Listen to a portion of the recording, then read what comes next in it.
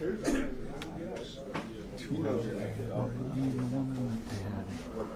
one of the main witnesses, both of the witnesses, the eyewitnesses, they gave completely. One was.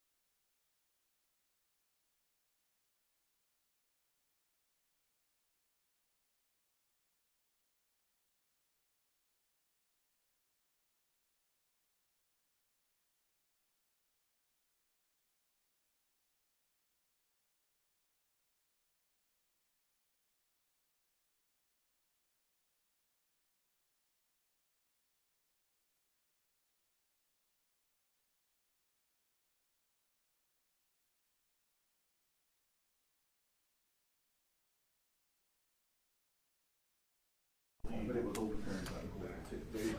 That's only that. So that could be. Sure. I'd try. There's all these lawyers.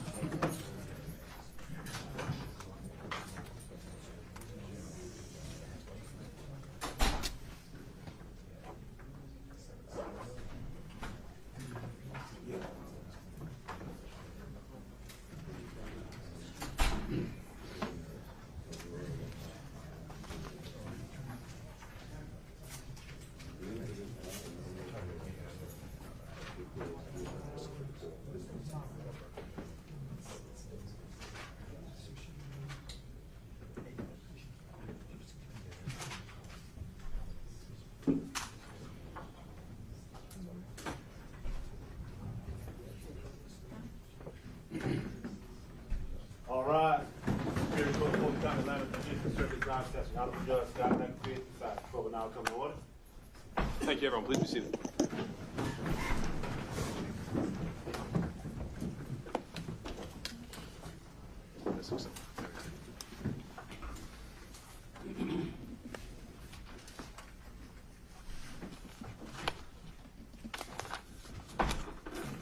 All right, let's go on the record with 23 SC 188947, State versus Sidney Powell. We had 2 motions scheduled for this afternoon for argument in the hearing. I see Mr. Aurora and Mr. Grubman here. Were y'all joining these motions or just here for moral support? We were just here, and I figured we could talk about what's happening next week. Sure. No, that's fine. I know we got a couple to get through. Okay, we can do that. In the meantime, thank you for your patience with the verdict. But as you know, when we've got another jury, they're the ones running the courtroom. So, with that,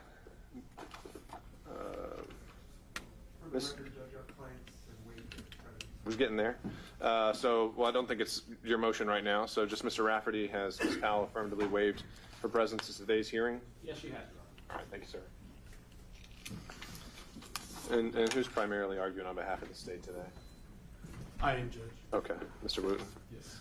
Okay, so I know a lot of these issues may bleed into each other, but it seemed the one I kind of wanted to dive into first was the motion to dismiss for misconduct. And if we can divide the motions, that may be cleaner. But if not, Mr. Rafferty, whatever's best in your argument. Thank you, Ron. If I could, I think my Brady motion will lend itself, if I can start with that one, because some of the issues that I think are raised in the motion to dismiss really start with my concerns about Brady that I've been expressing to the court since literally the first hearing we've had in this case. And for the record, Your Honor, I have somebody here, Abby Fry. She's in the front row of the media section. She has some exhibits that I'm going to ask to have published through the Zoom. She has, I think, logged in, or there's some process that requires her to log in through the Zoom in order to have them put up on the screen. Have you gotten an invite for that? I think we have, Your Honor. Okay. And I have paper copies that I was just in the process of marking for the record, Judge, of some of these documents, and I've gotten through half of them. After I finish, I'll continue marking them so that we can have something in the record. Just FYI, I think at some point we'll need to digitize those. So you can. I think we do have them digitized too. If you could just provide that to the court reporter. Of course. Some point. Of course, Your Honor. May I proceed, Your Honor? Of course. Okay. So where I wanted to begin, Your Honor, and like I said, I've been expressing concerns about Brady from the beginning, and I speak of Brady as if everybody knows what Brady is. I think it's important to remember what it is. It requires the government, it's a case, Brady versus Maryland, it requires the government to produce evidence favorable to the defendant. And as we all know, it's critical to ensure due process. That is to say that a defendant get a fair trial. And it extends to information that supports Ms. Powell's defense. And I've been telling the government since the very beginning what her defense is, Your Honor. And that defense, of course, is number one, she had nothing to do with Coffee County. I've been saying it over and over again. But more importantly, I think also that whatever happened in Coffee County, whoever was involved, whoever was responsible, that conduct was authorized. And so I've been telling the government what it is. And I want to go further than that, though, on Brady, to remind the court, which I know the court already knows, who's covered by Brady. Instinctively, people might believe that Brady only extends to the district attorney's office. Now, that's, of course, not the case. Brady extends to anyone involved in this case. Knowledge is imputed to the government if any of their investigators, including members of the GBI, had information that was favorable to the defendants. They can't hide behind an argument that they looked in their folder, they didn't find what I asked for, and say we've satisfied our obligations. And the case law is very clear on that. So let's start there. You're saying anyone who's been involved with the case. Yes. That's the standard in Georgia?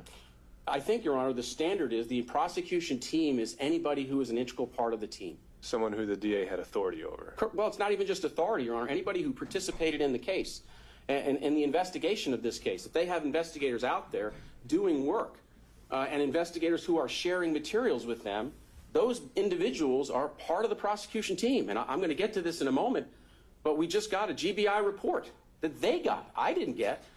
they got. And so there is a very strong argument that the GBI and the efforts that they conducted in doing their investigation, they're arguably part of the prosecution team too. So we could say that they collaborate. Correct. Would you say that the DA's office has authority over the GBI? Your Honor, I would not say that they're required to have authority over the GBI. The argument is not whether they have authority over anybody. The question ultimately is who is participating in the investigation and prosecution of the case, whether they have authority over them or not. And if they have access to their materials, to their files, to their information, that information is imputed to the government. And going further, Your Honor, Brady material has to be produced regardless of the form it is in. That means that you can't stand behind the idea that this hasn't been memorialized in a written report, so I don't have it. You have it in whatever form, and I've cited a case. It's U.S. v. Rodriguez, 496 F. 3rd, 221. It's in our reply that I filed today. I hope the court has a copy. It's a Second Circuit case out of 2007 that holds the obligation to disclose information covered by Brady and Giglio rules exists without regard to whether the information has been recorded in tangible form. So if somebody says something, the government can't say, well, it wasn't written down, so it didn't exist. And so in this case, that becomes important in a moment. But one last point that I raised at the last hearing about Brady, that is the government cannot bury Brady material somewhere in an enormous dump of documents and claim that they satisfied their Brady obligations, which is what we heard during the last hearing from Mr. Wade, that we've turned over discovery, therefore we've complied. We heard it again in the response to my Brady motion that we've turned over discovery, therefore we've complied. That's not the law. The law is not you've complied because you've turned over discovery, especially when you've been given particularized requests for Brady, specific Brady material.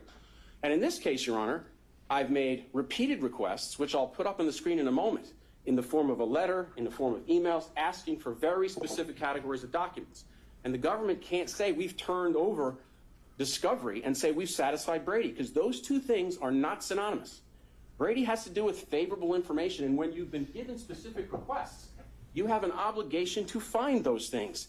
If they exist, at least ask. And I've cited a number of cases.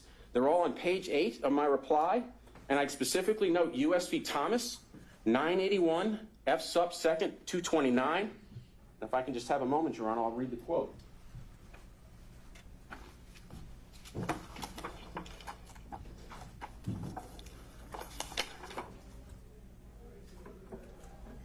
At the same time, the government cannot hide Brady material as an exculpatory needle in a haystack of discovery.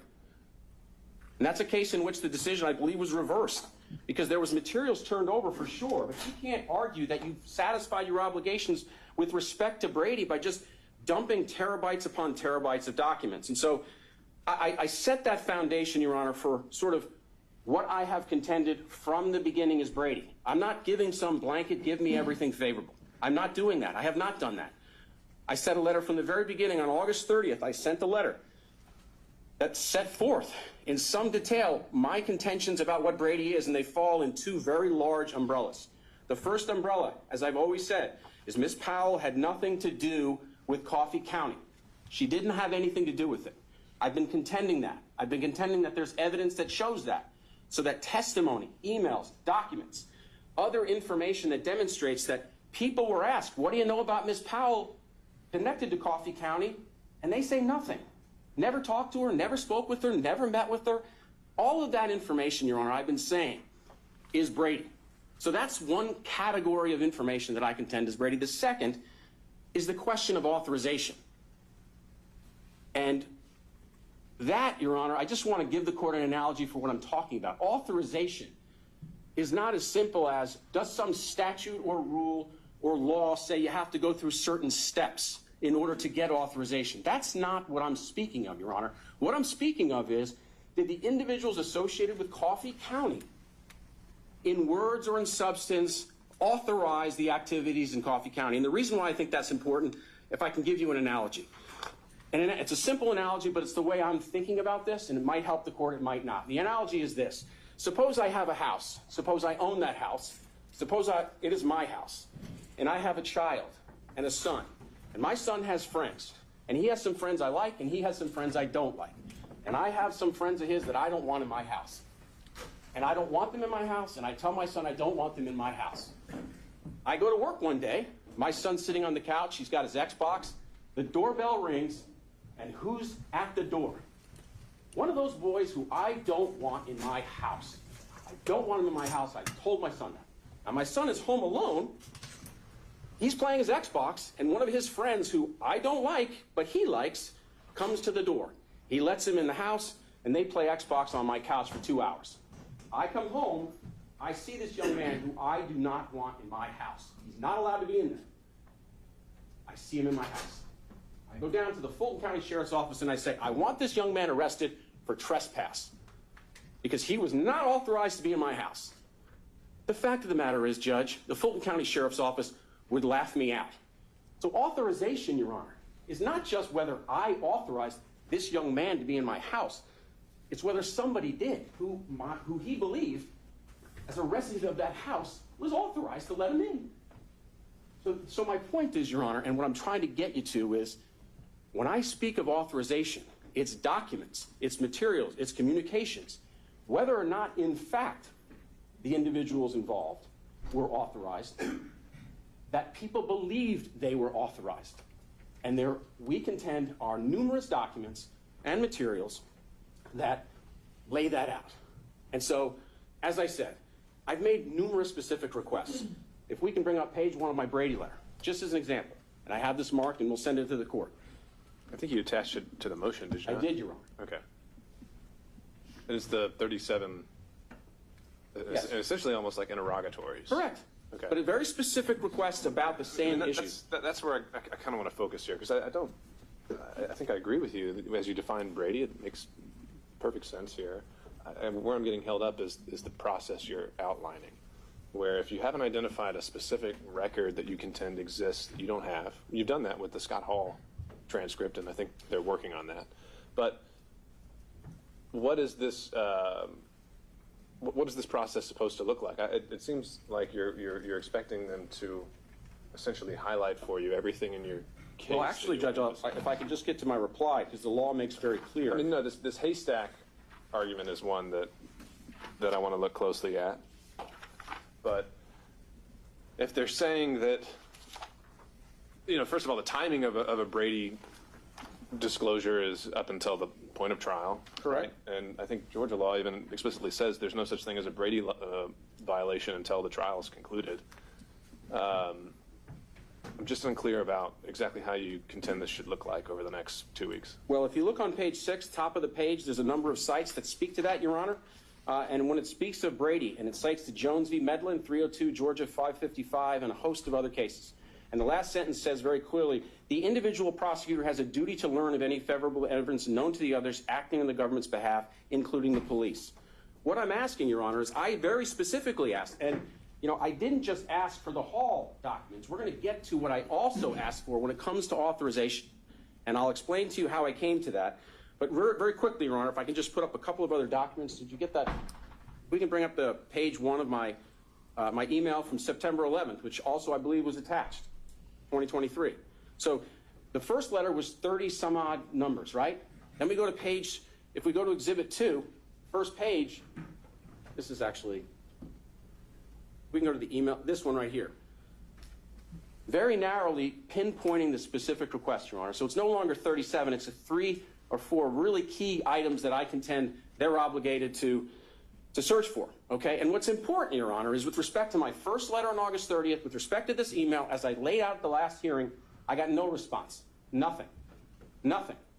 And I understand that Brady continues, but we're talking about due process. I'm telling you specifically, government, this is what I contend exists, which you have. And the case law shows you should at least ask. Ask the agents, ask the participants in the investigation, the people that are in this case, do you have this stuff? So we had the hearing. I took the court's point about Brady, about the parties communicating, and I sent another email. If we can bring up Exhibit 3.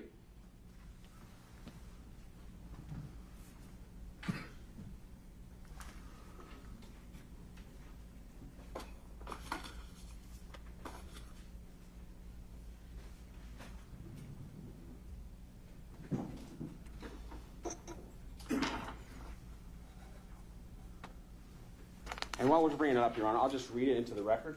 I followed up at 2 o'clock after the last hearing on Thursday, September 14th, and I specifically said, following up on the direction from the court at today's hearing, although I believe all the materials I've asked already should be disclosed by the government, I'm specifically asking if the government has the letter of invitation. So I didn't just ask for the letter of Mr. Hall, Your Honor. I asked for this letter of invitation because it goes back to what I said about authorization. A letter of invitation from Coffee County inviting people to come there is clearly Brady. And so I sent that email,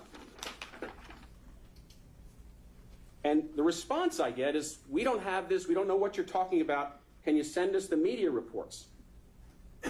So in fact I do that, and the media reports are from CNN that says Georgia prosecutors have messages showing Trump's team is behind voting system breach. If we can scroll up a bit. Here's the article I cited to them. I sent this to them. And we had no discovery by this point. None. They sent us, they dropped the drive that same day. Okay? Had no materials. I just knew from what I was able to figure out in the public realm existed from these articles that there was a letter of invitation. And in fact, when I looked at the discovery, we can bring up Exhibit 4.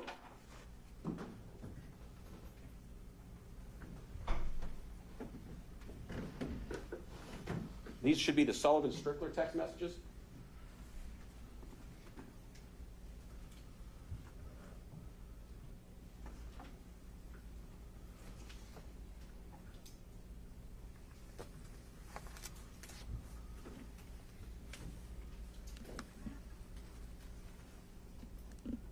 If we could scroll down. This is the first page of some documents that we discovered after we got discovery, but we're also involved in the curling litigation, and this is a critical document, Your Honor. This is a text message from Jennifer Jackson from Sullivan-Strickler, but she's really just cutting and pasting a text message from one Kathy Freese, a lawyer who worked for the Trump campaign, and what she says is, most immediately, we were just granted access by written invitation to the Coffee County systems. Spelling mistake there. Yay. Putting details together now with Phil, Preston, Jovan, etc. So this is where I'm getting this letter of invitation. And so when the government said in response to my email they didn't know what I was talking about, that was troubling. But then when I sent them this article, Mr. Wooten responded again and said, we've reviewed the article and do not have this letter. Didn't appear to know that it even existed. That's what they said, and that's as of September 18th of 2023, Your Honor. That date is important.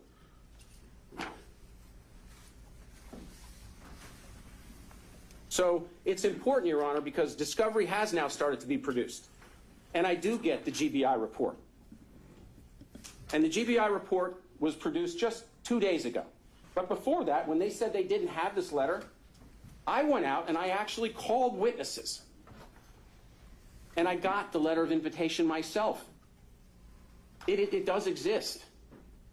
So I was able to get it, and I attached it to my other motions in this case, right? Because I believe it shows that this was authorized. But then I get the GBI report yesterday, or 2 days ago, and I start looking at it. I spent all night, because it's 20,000 pages long, and I found a 390-page summary of everything they did and found. And what did I find?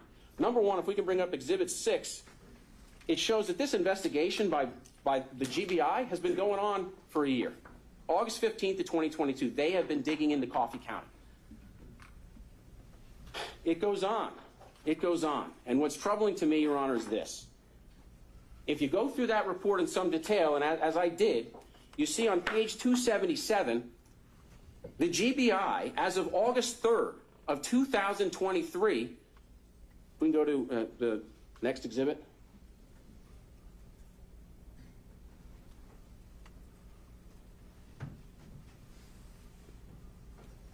This is a report, Your Honor, that shows that, in fact, if we can scroll down, they had the letter of invitation, and they also had the request that preceded it. And there's two critical things from all of these. It's a 5-page report, or 4-page report, Your Honor, I can submit for Your Honor review. It was attached to my motion, my reply today. It shows two things. Number one, the request to get into those systems was not from Sidney Powell. That's the first thing. The second thing is, They authorized it. And it goes on to analyze that authorization. And what's critical, if we go up again, they had that information as of August 3rd, 2023. The GBI did. The GBI did, which arguably, because now the government has it, they're part of the government team, Your Honor. And it demonstrates that as of August 3rd, they knew that, number one, Ms. Powell wasn't involved, and number two, that it was authorized.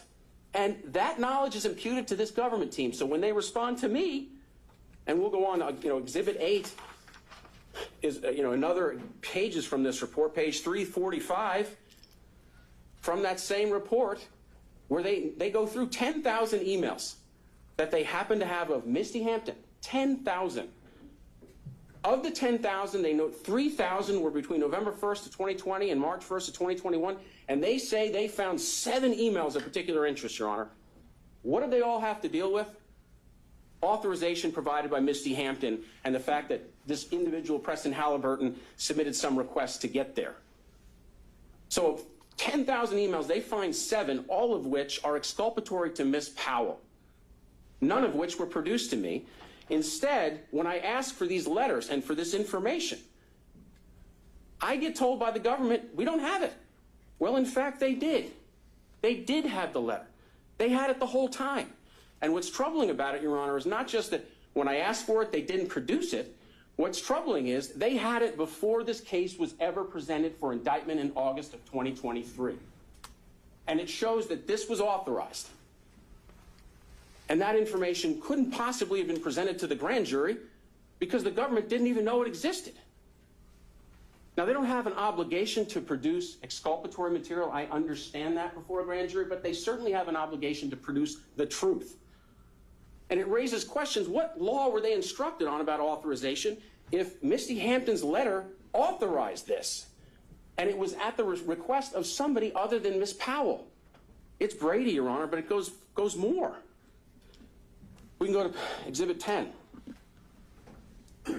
Exhibit 10, Your Honor, is a copy of the contract which is referenced in this indictment multiple times. Multiple times in every 32, 33, 34, 35, 36, 37. All those counts, they talk about this contract. Okay?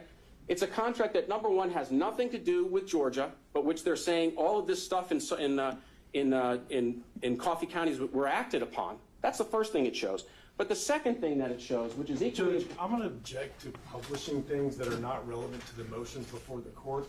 I don't think this is the time for Mr. Rafferty to put up a factual defense of the case.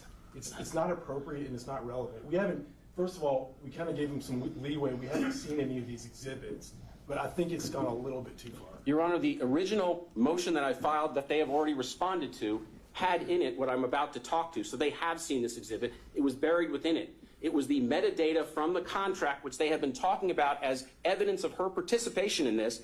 And what the metadata that they sent to me, buried in all this discovery, shows is that, in fact, Ms. Powell did not sign the contract. Their own metadata shows that it was signed by Jim Penrose. It was not signed by her. All right, so in response to the objection, Mr. Rafferty, before you introduce the exhibits, I would ask that you show them to opposing counsel. You can make them part of the record. I didn't see this hearing as being a full-throated defense, and so I'll give you some leeway, but we're not going to go through the entirety of why you think your client shouldn't have ever been indicted. I understand that, Your Honor, but I do think it's important because the government has alleged throughout this indictment, as it relates to this particular exhibit, which is in front of the court, that Ms. Powell signed this contract, that it was done by Ms. Powell repeatedly throughout, when their own discovery shows that she did not. It shows right here in the middle of this document that Jim Penrose signed this, and if you look at the contract, it's not even a signature. It's somebody typed her name. So when it says Sidney Powell, somebody typed it, and the person who typed it is James Penrose. So when they allege throughout this indictment that she signed it, that is simply not true, and they had the evidence of that. I didn't. I just found it in the discovery. Again, when we say they, we mean the GBI, right? No, I mean the government. This is not within the GBI report. This is other stuff. But again, going back to it, they is anybody on the prosecution team. It doesn't really matter if they can control the GBI or not. But the point is, this particular document, the government gave to me in discovery well before this GBI report that I got 2 days ago, and it demonstrates she didn't sign the contract, which is said repeatedly throughout this indictment. That allegation is untrue.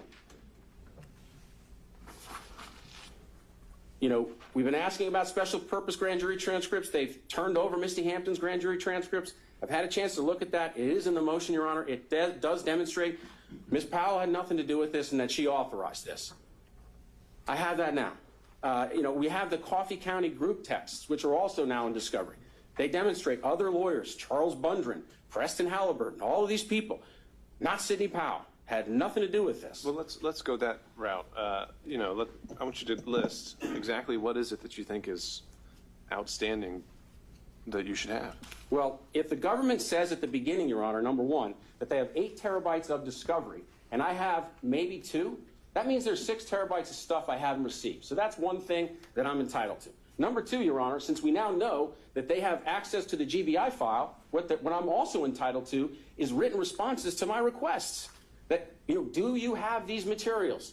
And it's not good enough, Your Honor, because we've seen in this case already. It's not good enough, and we've seen it in cases all over this country, frankly, where prosecutors say, I'm aware of my Brady obligations and I will comply. We've all seen that. That's why Rule 5 was amended under the Federal Rules of Criminal Procedure, because that was proven to not be good enough. And throughout the country, there's 3.8 professional rules of conduct about Brady, because Brady is an epidemic. Brady violations are an epidemic, because the government doesn't always comply. And so what I'm saying, Your Honor, is when I submit a Brady request, I'm entitled to a response, and a response that's not just, we know what our obligations are, here's your discovery. That's not sufficient. That doesn't satisfy Brady. But, Your Honor, I mean, I could go on. I've seen Scott Hall's interview. We've listened to it. And what's troubling about that is the same thing. He was told he was authorized. This was just last week he was interviewed. 3 hours. We have 3 hours of recordings where he says, we were authorized. Somebody told me we were authorized. That's what he says. He's asked about Sidney Powell. He never talked to her. Equally important, Your Honor, you hear on the same recording, the government says, we're still trying to figure this out. Well, for Ms. Powell, she's sitting here I'm going to object again to talking about evidence that he has. I don't see how evidence that the defense has is subject to any kind of a Brady issue. This is going way outside the bounds. It bleeds into the due process and the motion to dismiss, Your Honor. Well, let's turn to that then. So, Your Honor, what I think I've shown is, number one, these bald statements by the government that they've complied are not sufficient, that they need to respond, and they need to respond in writing to the requests I've made.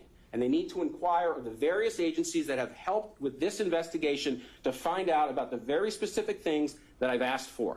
And that extends to grand jury and special grand jury transcripts of individuals who testified and who were asked and said in whole or in substance that they've never spoken with Ms. Powell, that she had nothing to do with this, they never emailed her, that she wasn't in a meeting, anything like that. It's not good enough for them to say, we're going to turn over the special purpose grand jury transcripts for the witnesses we're going to call, because that does not satisfy Brady. So they have to answer for those sorts of requests, Your Honor. But more importantly and fundamentally, the motion that I filed lays out all of the different things that shows that the government had, that Ms. Powell was not involved.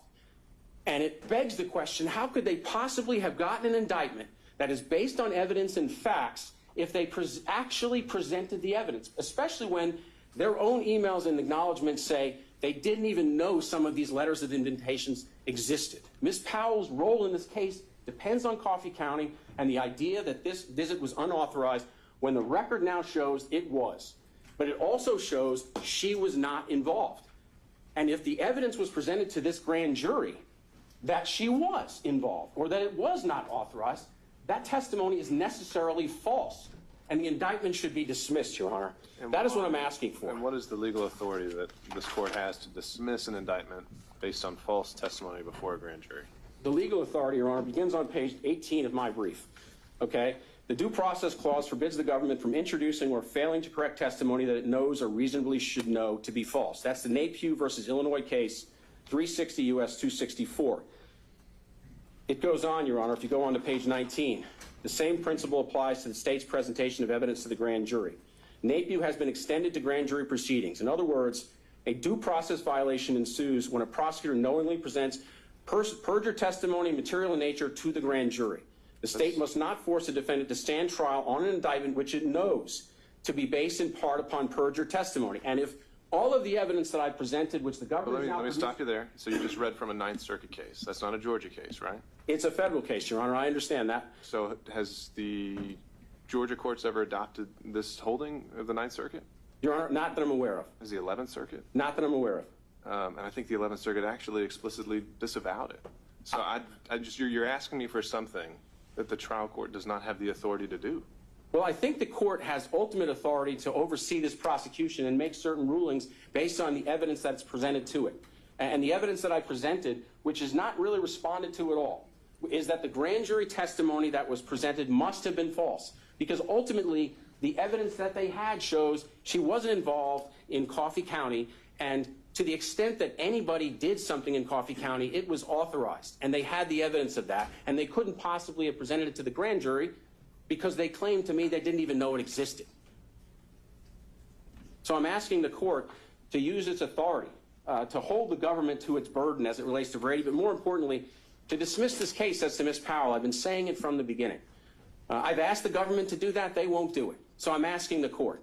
We don't need to sit through a 4-month trial, which they have said, where they know that the evidence is Ms. Powell was not involved in this, and this visit to Coffee County was authorized. I'm going to be sitting at a table for 4 months where everyone in the courtroom, Your Honor does, everyone on the defense team does, the court reporter knows that that's not right except for this jury. They're going to be sitting here waiting for 4 months. Does that seem like consistent with due process? I submit it's not.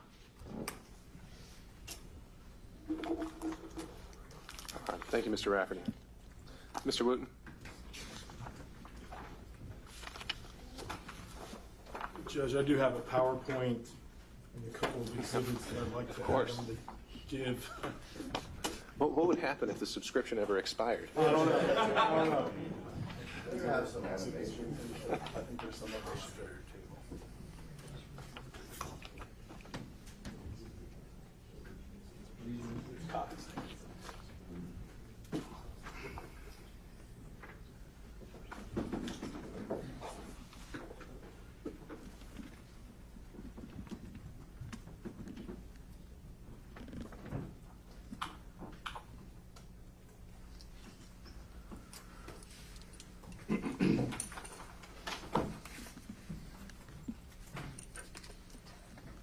So, Judge, I want to start with a few things. I think we've addressed most of this in our written response, so I'm going to move quickly through the PowerPoint. But before I get there, I want to hit a few points in response to Mr. Rafferty's argument. First of all, we heard a lot about his version of the facts. As we've pointed out in our response to this motion and other motions, this is not the time or the place to argue the facts. That's for 12 people that are going to sit in that box right there, and I guess the court said about 6 alternates. That's who that type of argument needs to be made to. Not the state, not Your Honor, but to the jury. He said over and over that his client was not involved. He said over and over that there's some letter of authorization that let her do what she wanted to do if she was involved. Once again, completely outside the boundaries for this type of hearing. Those are all things that the state believes it can prove beyond a reasonable doubt that are incorrect. We believe she was involved. We don't believe that there was a letter that granted any kind of lawful authorization, but we'll save that for the jury. Again, Brady doesn't apply to materials that the defense has. And I'll dig a little bit more into that, but we've heard over and over about Brady this, Brady that, and then I learned this from the state. The state gave me this in discovery. I don't see how things that are in the defendant's possession are subject to any kind of a claim whatsoever under Brady. Also, we heard a needle in the haystack argument. The fact is there is a lot of evidence in this case. We did request an 8 terabyte hard drive. That doesn't mean we have 8 terabytes of discovery. We've turned over everything that we do have. And the fact that there's a lot of evidence doesn't mean that we're hiding exculpatory materials in there. That's absolutely not the case. Also, Judge, you asked Mr. Rafferty for the legal authority to dismiss this indictment, and he gave some explanation, which, as the court correctly pointed out, is not controlling law in Georgia. In fact, is kind of the opposite. What he also didn't do was give any evidence to support his claims of misconduct. And so I'm going to jump into the PowerPoint now. And the fact is, the defendant's pleadings and his arguments are based on falsehoods. And the state takes these allegations against us very, very seriously.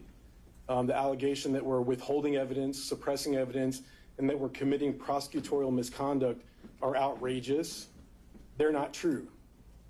Number one, the defendant says in her motion, quote, to indict Ms. Powell, the district attorney and special prosecutor necessarily committed prosecutorial misconduct. That is absurd. It's unsupported. The court has heard no evidence other than we don't like the fact that we got indicted. We disagree with the state's theory of the case, and therefore there must have been prosecutorial misconduct. That is not how this works.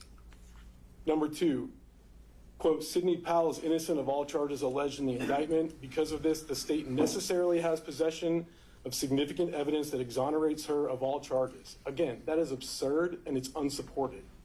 Same argument. We don't like that she got indicted. We don't agree with the state's case, so there must be something out there that exonerates her. Number three, they say, to this day, Ms. Powell has not received any of the documents requested. That is absurd. It's not supported. And frankly, it's a lie. It is absolutely a lie. I'm going to start with that the pleading is avoid speaking demur, and we've responded to some of this in our other responses. A demur that attempts to add facts not otherwise apparent on the face of the indictment presents no question for decision and should never be sustained. Speaking demurs present no legal authority for quashing an indictment. Speaking demurs are void. And this is from State versus Givens, 211 Georgia App 71, 1993 case. Move a little bit into the substance. Again, the pleading raises no cognizable prosecutorial misconduct, and you've heard no evidence of that here today because there was none. A charge of prosecutorial misconduct is a serious charge. It's not to be made lightly, and a defendant who raises that claim has a duty to prove it. And you've seen no evidence, nothing, not one witness. You've seen reference to some emails, again, an argument, speculative argument that there must have been prosecutorial misconduct because defendant doesn't like the outcome, doesn't like that she was indicted. But I guarantee every single defendant that's indicted in this county doesn't like the fact that they were indicted.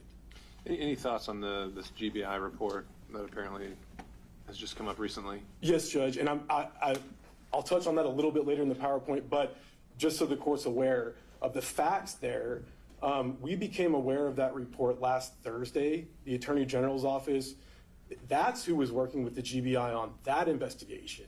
When that investigation began, our special purpose grand jury investigation had been going on for months. And so our investigation was independent of the GBI's investigation. We had witnesses that were subpoenaed to come in and talk about Coffee County. We did not know that they were conducting an investigation. There was some media, reports that there was some sort of an investigation, but the fact is, it was the Attorney General's office that was working with GBI on that.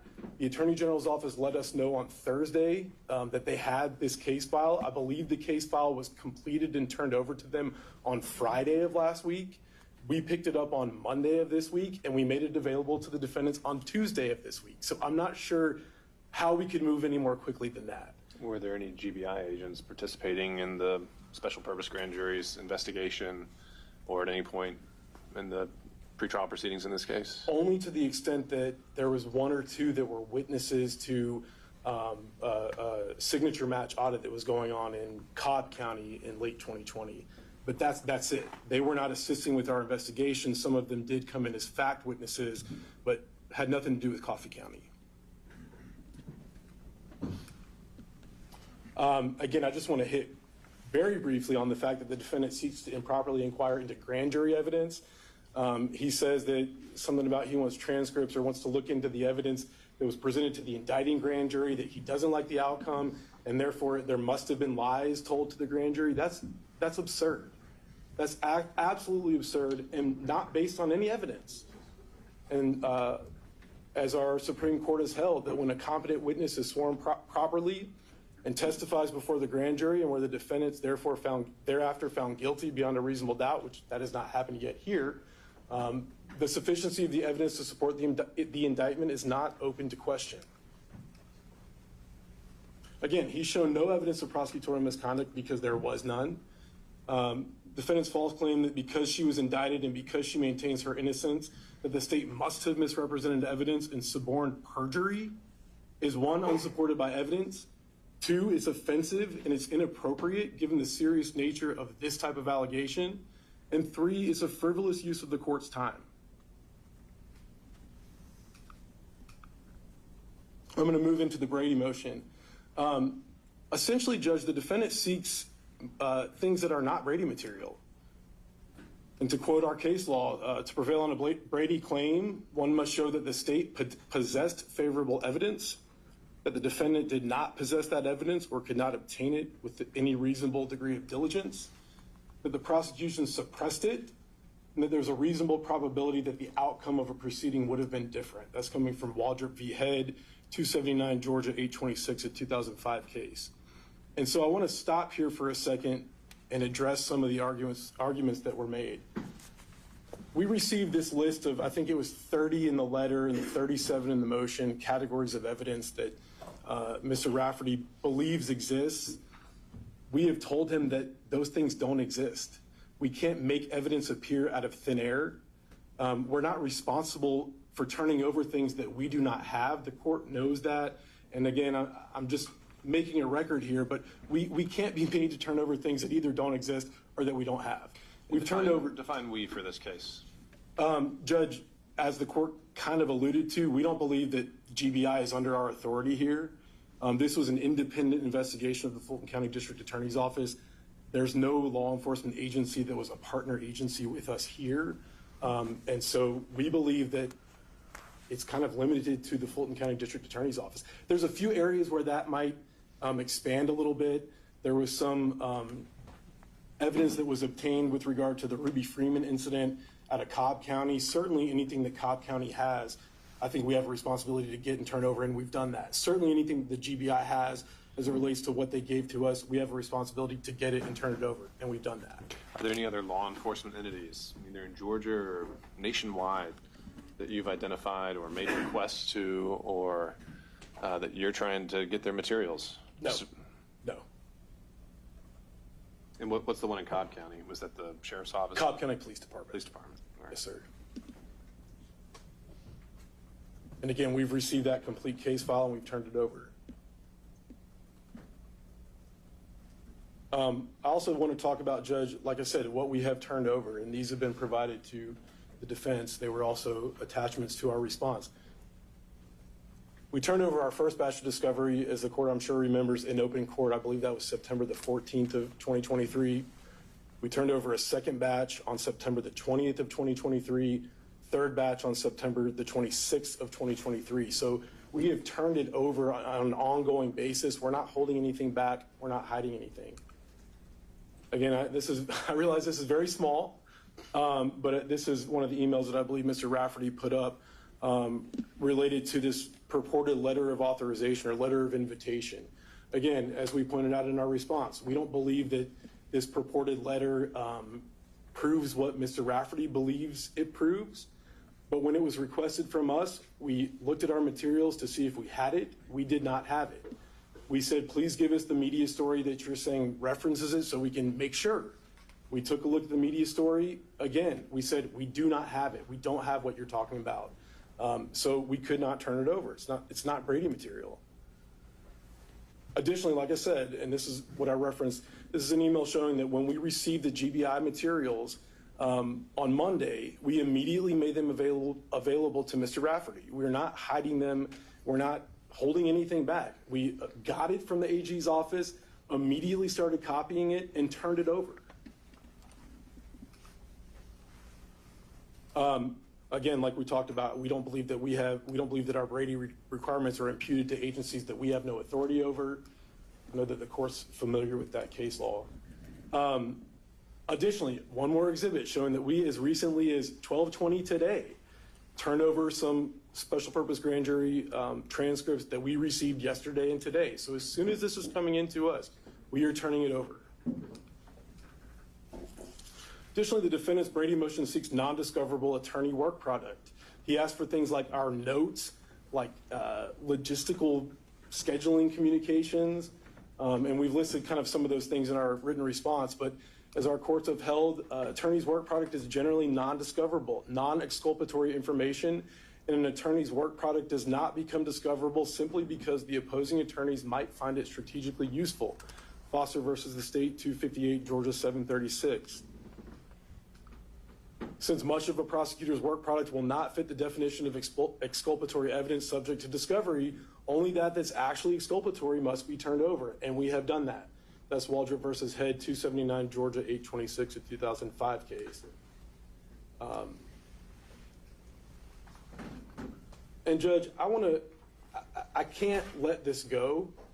The defendant in his motion made false representations to this court.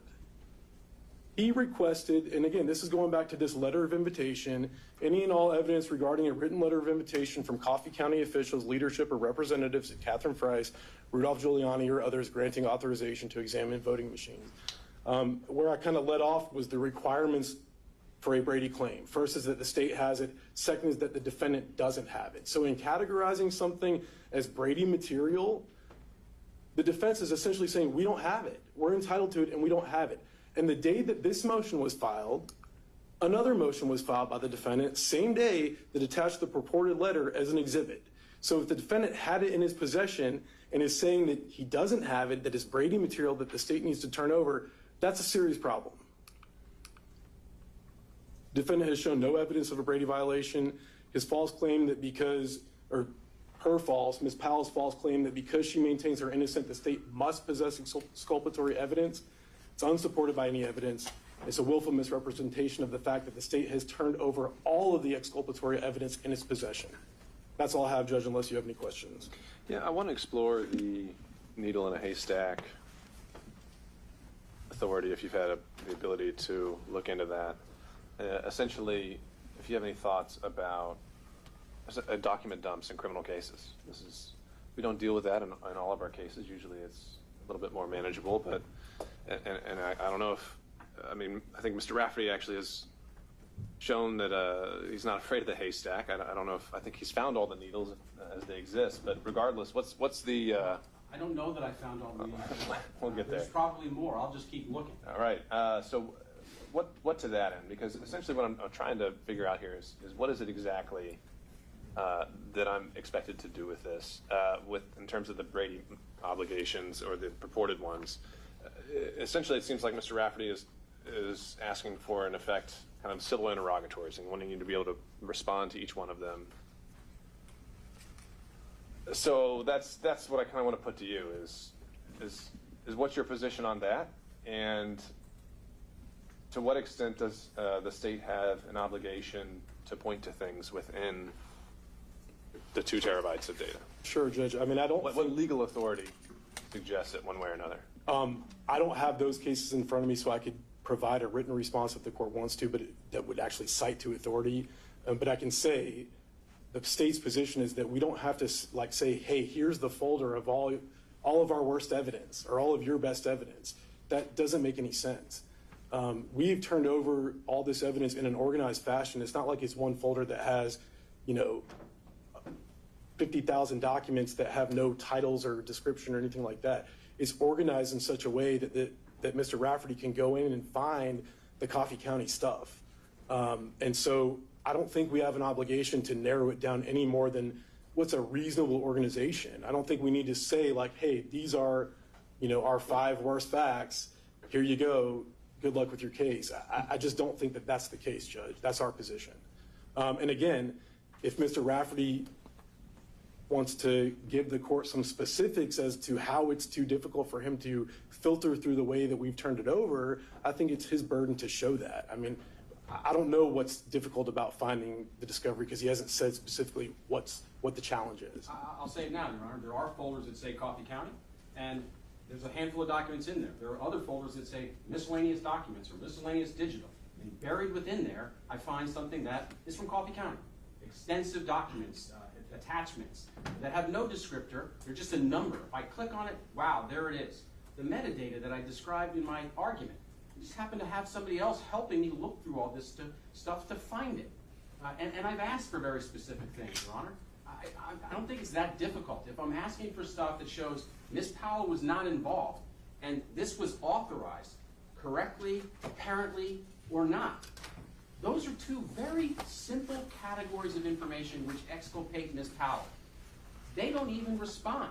And the reason why this motion had to be filed, Your Honor, is because I asked repeatedly over and over again for these documents in emails, and I don't even get a response. You talked about courtesy at the last hearing. Answer me. If you have it, great. If you don't, answer me and say you don't. We wouldn't be here. He talks about wasting the court's time. I shouldn't have to file this motion if he just answered me and looked. And when we talk about me misleading the court, I went out and found that myself.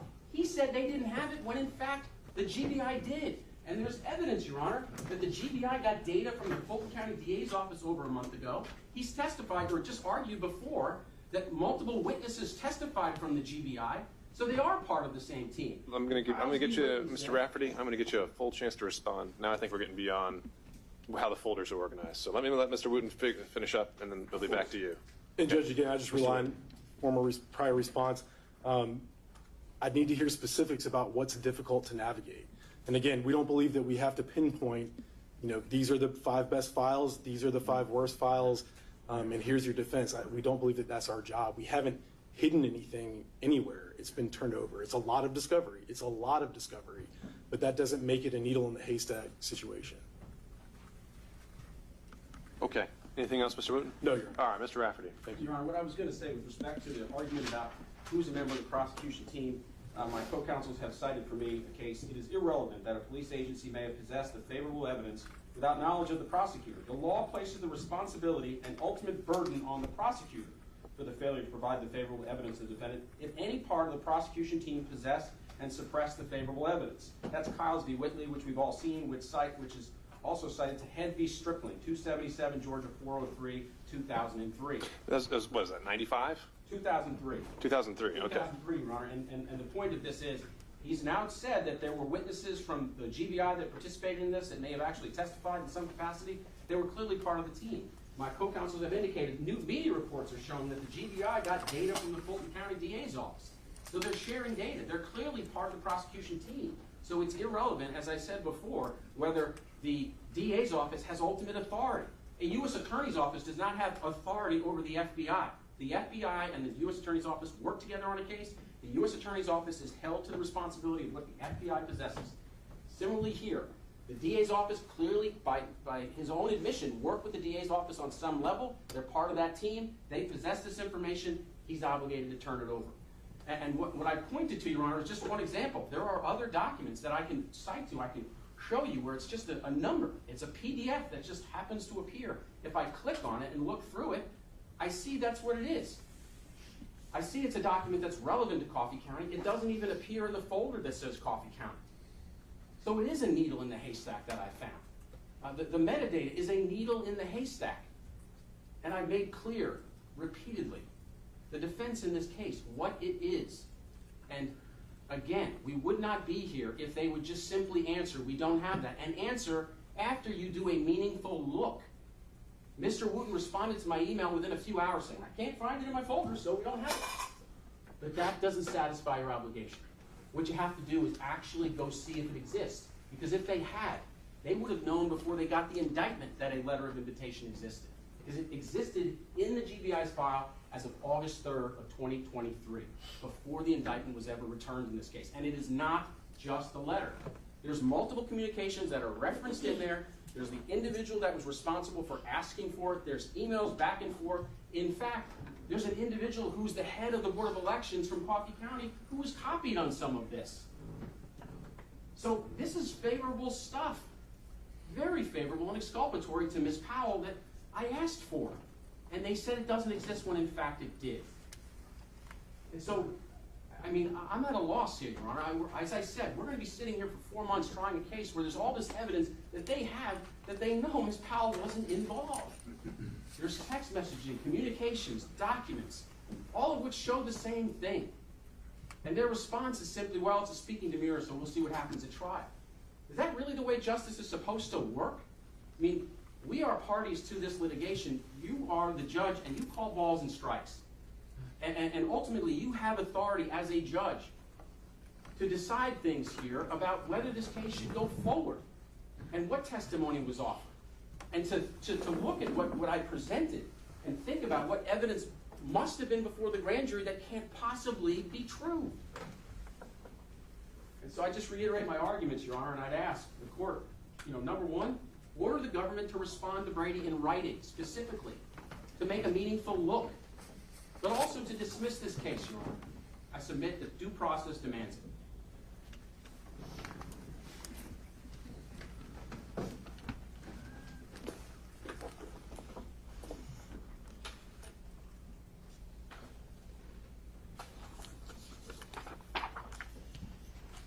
All right, well, thank you to both sides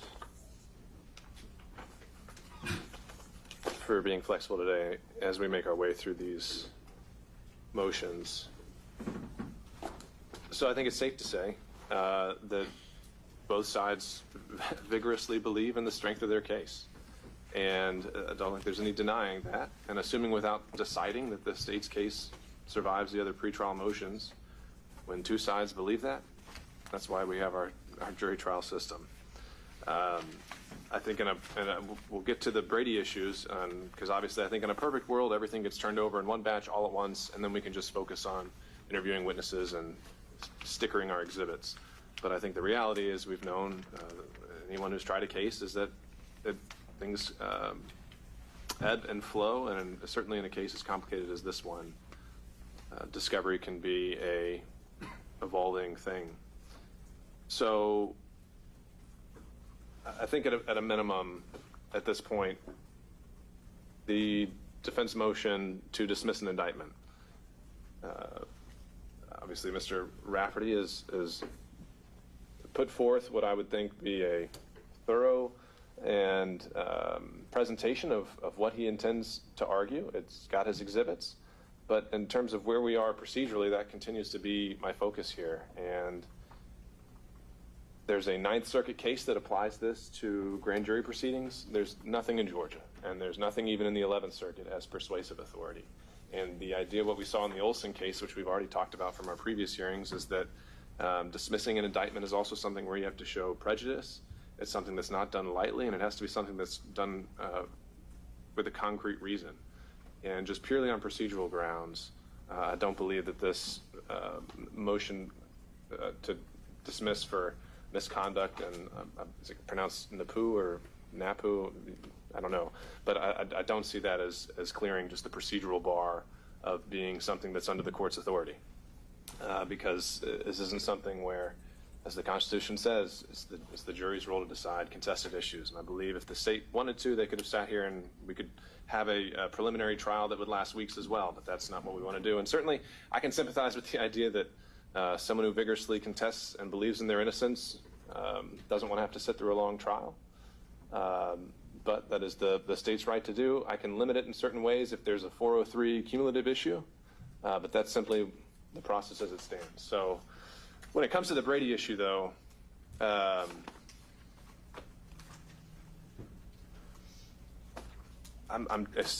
also still feels like we're kind of shadow boxing a ghost here, where I'm trying to hear exactly what is it that may still be outstanding that needs to get turned over. I want this to be as smooth a process as we can make it. I'd looked at authority before coming here that says it, in terms of what's part of the prosecutorial team, is not simply a blanket the police. It has to be someone who the state has authority over. So I'm not convinced at this point that the GBI qualifies. They're telling me that they received this evidence 2 days ago. They turned it over. Excuse me, it was Monday. So thankfully that's been flagged and was received now, so this didn't become a mess during trial. Hopefully these issues are limited. But I need to hear more exactly about what it is concretely that the state needs to be doing, or what is expected to be ordered. I guess what's been asked is that the state be ordered to reply to each of these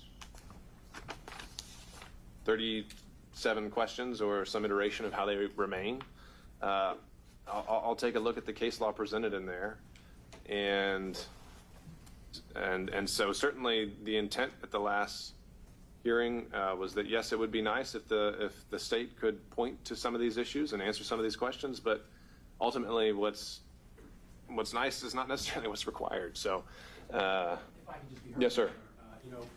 again, the state has taken the position that they're only turning over special purpose grand jury transcripts for individuals that they plan on calling as a witness. The court can order the government to look at all of the grand jury transcripts and respond if there are any other transcripts where somebody has been asked questions about Ms. Powell that shows that she was not involved, she didn't get the email, she wasn't in the meetings or something else.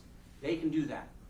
And if they exist, they can actually produce those. If they don't exist, they can respond in writing. Because if subsequently in a later trial, Your Honor, because I've been through this in another case that Ms. Powell did the appeal on, is U.S. v. Bailey. It was out of the Fifth Circuit where the government refused to turn over Brady material. It was related to the Skilling, Brown, Enron case, right? A subsequent trial of other defendants who were more prominent than my client revealed in other transcripts that they didn't turn over to me that in fact there was Brady. The case got dismissed, and Ms. Powell wrote a book called License to Lie about the whole thing. Okay? So there's a trial after my trial involving the President of the United States and 16, 17 other people. Things will come who are up, probably I'm gonna sure. get those transcripts. And if that stuff gets turned over, we have We've wasted got an our issue. time if there's Brady. So what you've given me the first kind of concrete example of something that maybe we can explore and that the trial court can do. What do you think, Mr. Wooten? Judge, if I can have just 1 second. And Your Honor, of course, if you do order that, we would like the same for Mr. Chesler. Judge, we don't have any issue with reviewing for exculpatory evidence in those other transcripts.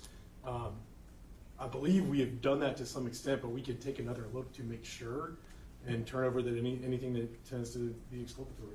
I think that's part of our understanding of our duty. We understand that. And to be clear as well, I think it had been mentioned in the filings, there is no transcript for the grand jury that heard the case, right? That's correct, Judge. Okay, and I think that also goes to the motion to dismiss the indictment. Again, these may have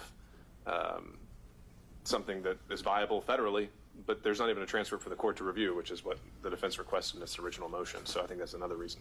Again, written order to follow, but again, why I think that motion to dismiss just isn't going to have much legs. Other So, documents yes, that I sir. would suggest, Your Honor. There are probably investigative reports which haven't been turned over yet. I'm sure that there's interviews of witnesses that haven't been turned over yet. I do not know, but I assume that those are forthcoming. At some point, interviews of the people that are going to get called as witnesses. If those witnesses have said similar things that I described in the, like I described as it relates to the special purpose grand jury, that's Brady material. I'm entitled to it. Other documents similar to that. To do a meaningful inquiry of the documents themselves and their notes. I'm not asking for their work product. I'm not asking for every single slice of their case. I told you what I contend is Brady. They have an obligation to look in their notes. If they met with somebody else that they didn't memorialize the report for some reason, look in your notes. Did somebody write down, oh, they said Ms. Powell had nothing to do with it. Ms. Powell wasn't there. Ms. Powell wasn't a part of this. If they wrote that on a piece of paper, a scribble scrabble, I'm entitled to it. They can look at those things. So that's what I'm getting at, Your Honor. The court at least has the authority to tell the government to go back and look at all of this stuff and Sure. ask the agencies. Mr. Wooten? Judge, we've turned over all the reports, all the witness interviews. It's all been turned over. Everything that was just listed. I take a little exception to the statement that I'm not asking for their notes because the motion asked for all notes that have to do with anything with Sidney Powell. I think we've addressed that in our response, but all of those things that he's requested. Well, I think we're narrowing in more on what we can actually do in this pretrial phase and what actually could be considered Brady. So to that end, if there is something in a note that's exculpatory, that's an interview of a witness that wasn't memorialized elsewhere, I think that would be an exception generally to attorney work product as it applies under the case law. So we can file an order directing many of these things, and the states would have the obligation to double check and triple check. And if during the second or however many trials we have, something else comes up, then the state's really setting itself up. We don't have to go down there, but I think we're clear there. Mr. Rafferty, any final thoughts or anything else that you would want to see in that order? Your Honor, can I have 24 hours to make any additional suggestions that I can submit to the court? That's fine. As a filer? We'll just do this. I'll get a proposed order, and I'll be willing to consider that. Thank you. Okay, so we'll consider those motions handled. Mr. Aurora has raised his hand. Yes, sir.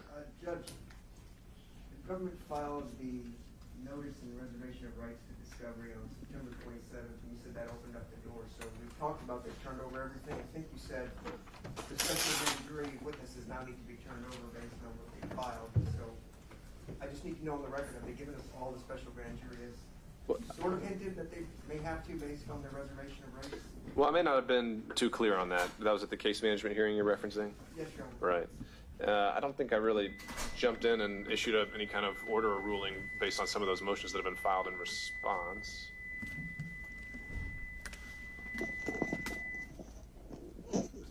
All right. What I was inclined to do there was, if the issue was going to be pressed, is to say that the state is expected to abide by its obligations to produce a witness list and be done with it. I don't really know what else to do with this notice.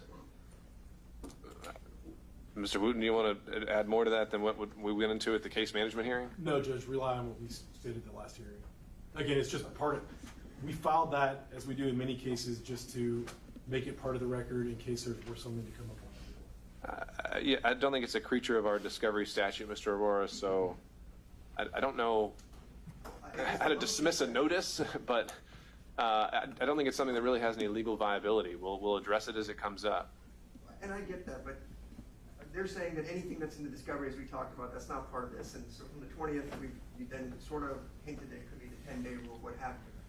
I've listed 38 witnesses out of the 174 where I just have a name and nothing else. And we haven't been given any additional information because we're trying to track everybody down through their lawyers to figure something out. So, sorry, 38 names of what? witnesses on the list that Oh, okay. we haven't had it. And I understand it's a 10-day rule most of the time. They've already provided you a witness list? Of 174 names, 38 of which don't have really any information except Okay. for the name. So I don't know how to reach out to those folks. And then when you get this notice on the 27th where it says anybody and everybody's fair game, as long Sure. as Your Honor's saying only the witnesses that comply with the rules, then that's fine. I won't press the issue about all the special grand jury notes that I'd asked for in a separate motion. But if it's, their position is whatever is in there. Sure. Have you asked the state to maybe get a head start for the contact info of those other 38 names? Because your standing order, yes, I did. And your standing order says you got to give me real witnesses, not a phone book. So at some point, if we can speed that along, it would make this trial go a lot more smoothly because I don't know how to do motions in limine based on I don't know who specifically Sure. is coming in. So I could file you full of about 20 other motions for motion in limine, maybe change sex or anything else. But if that's not going to be an issue, then I can save everybody some time. Mr. Wooten, what do you think about being able to give him the contact info for these 38 other witnesses he's identified? It's going to be coming anyway in a couple of days, right? Right, we're working on compiling that, and we intend to have it over to the defense. I think, isn't the 10-day mark would be in 5 days, wouldn't it? Yeah. Yes. All right. Right, and I apologize. The only reason I mentioned it, I mean, a month ago, they said, we got 150, we're definitely calling them, so that would imply that at least I have the information for 150 out of the 174. That's just not the case, so you understand our frustration. It's like they make these bold representations. I assume they called all these people to the special grand jury, they would know how to read them. In fact, in the motion for the special grand jury questioning that we're going to do, they said if you don't have the information, the state still has it, and you can use their information to reach the state. You understand, you can't say I got 150, I'm calling for sure, and then say I don't know all their How to information. get in touch with them. Right. That would be an interesting approach, to think you could call someone and maybe they're out of the country for a couple of months. Who knows? So I would think that by the time we've got a hard list, we know that we're actually going to call them. Okay. And in terms of following up on that, the grand jury interviews, I think as indicated, we'll be making contact. Obviously, we've been tied up in another jury trial, but planning to do that, if not tomorrow, very shortly. I think, Mr. Aurora, you just wanted to have another mini case management hearing here, which is useful because I know I know we'd indicated perhaps Monday would work for hearing demurs and other things. I forgot to realize Monday's a holiday, so maybe there might be scheduling issues. I don't think it is for the county, but I think it's a Columbus Day, right? I don't. Yeah. So regardless, actually, I think Monday might not be ideal because I'd actually want a chance to read and digest what you're filing in response. I know I filed 2 replies already, and I Sure. have 2 more coming tomorrow. It just takes a while to go So Monday was the 9th we had talked about. I think we'd also perhaps flag the Tuesday and Wednesday as times as well. Is this what you were wanting to talk about, was following up on scheduling? Yes, Your Honor, because you mentioned Monday the 9th and Okay. 16, 17, 18, and that's awfully close. Well, if we're done with substantive, do we want to go off the record?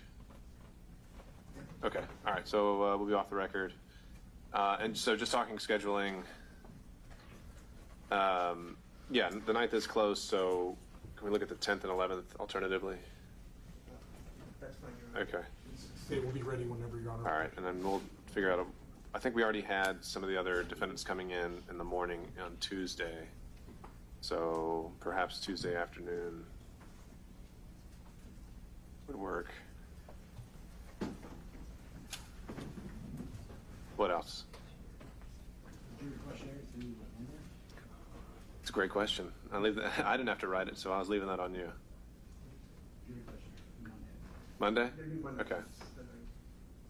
So then potentially we can use some time next week to start going through that as well.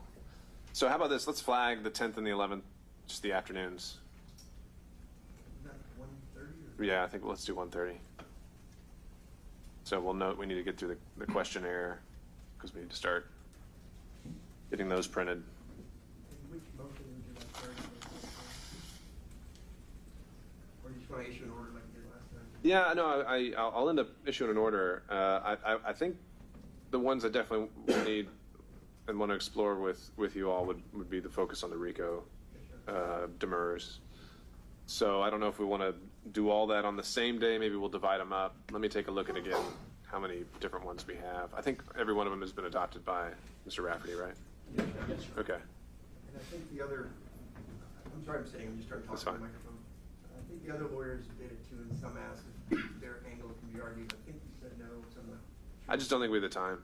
I really don't, and I think that to the extent they've got different arguments that can be preserved, that they will be. It would only be as addressed to particular defendants who have adopted and are here, and while that's where we we're. read the briefs and the response briefs, I would also ask the court to consider. 99% of it's on that. This is strange areas of RICO based on what you and I researched and talked about that last night. Just because it needs to be clarified, we're not doing this again in a year or two from now. Sure. The only issue with interlocutory is I don't think there's any guarantee that I think the process for that is it's about 45 days for the Court of Appeals to tell us that they want to take the case. And don't have any intention of, now that we've subpoenaed all these jurors, to kick it down the road. So defendants have requested a speedy trial, and we're going to provide one. Anything else from the state? No, Judge. Okay. Anything else we can't follow up through an email or No, Your Honor. otherwise? Okay. Thank you all for your time.